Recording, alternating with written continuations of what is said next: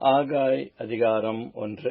ராஜாவாகிய தரியு அரசாண்ட 2ஆம் வருஷம் 6ஆம் மாதம் 1ஆம் தேதியிலே கர்த்தருடைய வார்த்தை ஆகாய் என்னும் தீர்க்கதரிசியின் மூலமாய் செயல்தியேலின் குமாரனாகிய செருபாபேல் என்னும் யூதாவின் தலைவனுக்கும் யோத்சதாக்கின் குமாரனாகிய யோசுவா என்னும் பிரதான ஆசாரியனுக்கும் உண்டாகி அவர் சொன்னது என்னவென்றால், இந்த ஜனங்கள் கர்த்தருடைய ஆலயத்தை கட்டுகிறதற்கு ஏற்ற காலம் இன்னும் வரவில்லை என்கிறார்கள் என்று சேனைகளின் கர்த்தர் சொல்லுகிறார். ஆனாலும் ஆகாய் என்னும் தீர்க்கதரிசியின் மூலமாய் கர்த்தருடைய வார்த்தை உண்டாகி அவர் சொல்லுகிறார், இந்த வீடு பாழாய் கிடக்கும்போது நீங்கள் மச்சு பாவப்பட்ட உங்கள் வீடுகளில் குடியிருக்கும்படியான காலம் இதுவோ?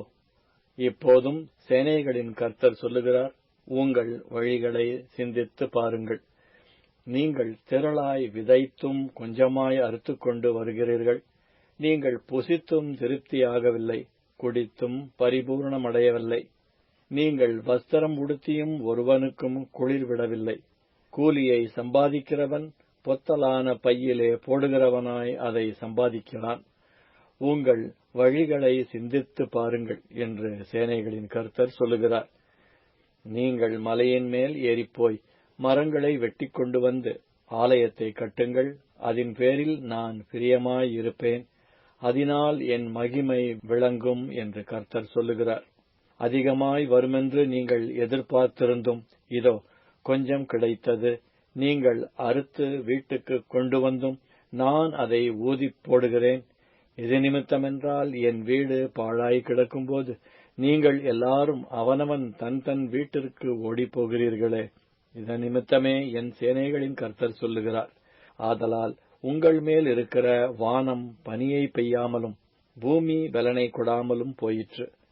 நான் நிலத்தின் மேலும் மலைகளின் மேலும் தானியத்தின் மேலும் புது திராட்சரசத்தின் மேலும் எண்ணெயின் மேலும் பூமியில் விளைகிற எல்லாவற்றின் மேலும் மனுஷரின் மேலும் மிருகங்களின் மேலும் கைப்பாடு அனைத்தின் மேலும் வறட்சியை வருவித்தேன் என்றார். அப்பொழுது செயல்தியேலின் குமாரனாகிய செருபாபேலும் யோத்சதாக்கின் குமாரனாகிய யோசுவா என்னும் பிரதான ஆசாரியனும் ஜனத்தில் மீதியான அனைவரும் தங்கள் தேவனாகிய கர்த்தருடைய சத்தத்துக்கும் தங்கள் தேவனாகிய கர்த்தர் அனுப்பின ஆகாய் என்னும் தீர்க்கதரிசியினுடைய வார்த்தைகளுக்கும் செவி கொடுத்தார்கள். ஜனங்கள் கர்த்தருக்கு முன்பாக பயந்திருந்தார்கள்.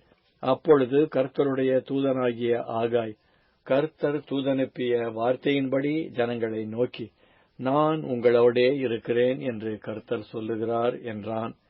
பின்பு கர்த்தர் செயல்தியேலின் குமாரனாகிய செருபாபேல் என்னும் யூதாவின் தலைவனுடைய ஆவியையும் யோத்சதாக்கின் குமாரனாகிய யோசுவா என்னும் பிரதான ஆசாரியனுடைய ஆவியையும் ஜனத்தில் மீதியான எல்லாருடைய ஆவியையும் எழுப்பினார். அவர்கள் வந்து தங்கள் தேவனாகிய சேனைகளுடைய கர்த்தரின் ஆலயத்திலே வேலை செய்தார்கள். தரியு ராஜாவின் 2ஆம் வருஷம் 6ஆம் மாதம் 24ஆம் தேதியிலே இது நடந்தது. ஆகாய் அதிகாரம் 2. 7ஆம் மாதம் 21ஆம் தேதியிலே ஆகாய் என்னும் தீர்க்கதரிசியின் மூலமாய் கர்த்தருடைய வார்த்தை உண்டாயிற்று. அவர், நீ செயல்தியேலின் குமாரனாகிய செருபாபேல் என்னும் யூதாவின் தலைவனோடும் யோத்சதாக்கின் குமாரனாகிய யோசுவா என்னும் பிரதான ஆசாரியனோடும் ஜனத்தில் மீதியானவர்களோடும் சொல்ல வேண்டியது என்னவென்றால், இந்த ஆலயத்தின் முந்தின மகிமையை கண்டவர்களில் உங்களுக்குள்ளே மீந்திருக்கிறவர்கள் யார்? இப்பொழுது இது உங்களுக்கு எப்படி காண்கிறது? அதற்கு இது உங்கள் பார்வையில் ஒன்றுமில்லாதது போல் காண்கிறதல்லவா? ஆனாலும் செருபாபேலே, நீ திடன் கொள் என்று கர்த்தர் சொல்லுகிறார். யோத்சதாக்கின் குமாரனாகிய யோசுவா என்னும் பிரதான ஆசாரியனே, நீ திடன் கொள். தேசத்தின் எல்லா ஜனங்களே, நீங்கள் திடன் கொள்ளுங்கள், வேலையை நடத்துங்கள் என்று கர்த்தர் சொல்லுகிறார். நான் உங்களுடனே இருக்கிறேன் என்று சேனைகளின் கர்த்தர் சொல்லுகிறார்.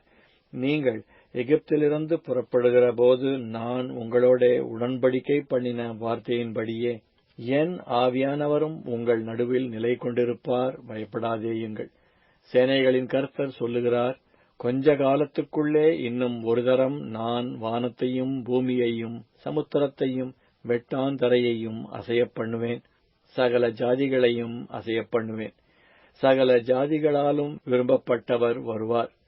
இந்த ஆலயத்தை மகிமையினால் நிறையப் பண்ணுவேன் என்று சேனைகளின் கர்த்தர் சொல்லுகிறார்.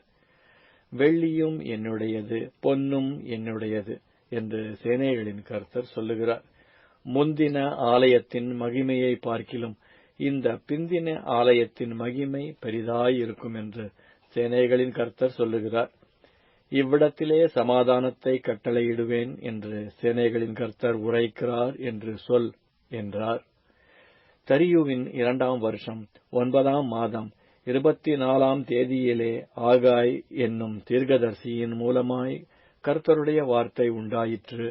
அவர், ஒருவன் தன் வஸ்திரத்தின் தொங்கலிலே பரிசுத்த மாம்சத்தை கொண்டு போகையில் தன் வஸ்திரத்தின் தொங்கல் அப்பத்தையாகிலும் சாதத்தையாகிலும் திராட்சரசத்தையாகிலும் எண்ணெயையாகிலும் மற்றெந்த போஜன பதார்த்தத்தையாகிலும் தொட்டால் அது பரிசுத்தமாகுமோ என்று நீ ஆசாரியரிடத்தில் வேத நியாயத்தை பற்றி கேள் என்று சேனைகளின் கர்த்தர் சொல்லுகிறார் என்றார். அதற்கு ஆசாரியர்கள் பிரதியுத்தரமாக, பரிசுத்தமாகாது என்றார்கள். பிணத்தால் தீட்டுப்பட்டவன் அவைகளில் எதையாகிலும் தொட்டால் அது தீட்டுப்படுமோ என்று ஆகாய் பின்னும் கேட்டான்.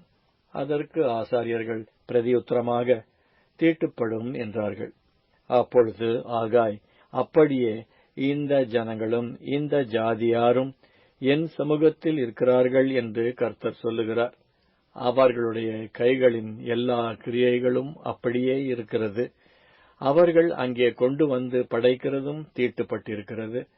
இப்போதும் கர்த்தருடைய ஆலயத்தை கட்டும்படி ஒரு கல்லின் மேல் ஒரு கல் வைக்கப்பட்டது முதல் நடந்ததை உங்கள் மனதிலே சிந்தித்து பாருங்கள். அந்த நாட்கள் முதல் ஒருவன் 20 மரக்காலாக கண்ட அம்பாரத்தினிடத்தில் வந்தபோது 10 மரக்கால் மாத்திரம் இருந்தது. ஒருவன் ஆலையன் தொட்டியில் 50 குடம் மொள்ள ஆலையனிடத்திலே வந்தபோது 20 குடம் மாத்திரம் இருந்தது. கற்காயினாலும் விஷப்பனியினாலும் கல்மழையினாலும் உங்களை உங்கள் கைகளின் வேலையெல்லாம் அடித்தேன். ஆனாலும் நீங்கள் என்னிடத்தில் மனதை திருப்பாமல் போனீர்கள் என்று கர்த்தர் சொல்லுகிறார். இப்போதும் இதற்கு முந்தின காலத்தில் நடந்ததை உங்கள் மனதிலே சிந்தித்து பாருங்கள். 9ஆம் மாதம் 24ஆம் தேதியாகிய இந்நாள் முதல் கர்த்தருடைய ஆலயத்தின் அஸ்திபாரம் போடப்பட்ட அந்நாள் வரைக்கும் சென்ற காலத்தில் நடந்ததை உங்கள் மனதிலே சிந்தித்து பாருங்கள். களஞ்சியத்திலே இன்னும் விதைத்தானியம் உண்டோ?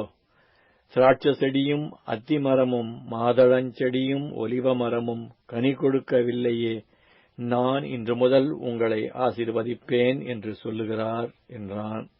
24ஆம் தேதியாகிய அந்நாளிலே கர்த்தருடைய வார்த்தை 2ஆம் விசை ஆகாய் என்பவனுக்கு உண்டாகி, அவர், நீ யூதாவின் தலைவனாகிய செருபாபேலோடே சொல்ல வேண்டியது என்னவென்றால், நான் வானத்தையும் பூமியையும் அசையப்பண்ணி ராஜ்யங்களின் சிங்காசனத்தை கவிழ்த்து ஜாதிகளுடைய ராஜ்யங்களின் பலத்தை அழித்து இரதத்தையும் அதில் ஏறியிருக்கிறவர்களையும் கவிழ்த்து போடுவேன்.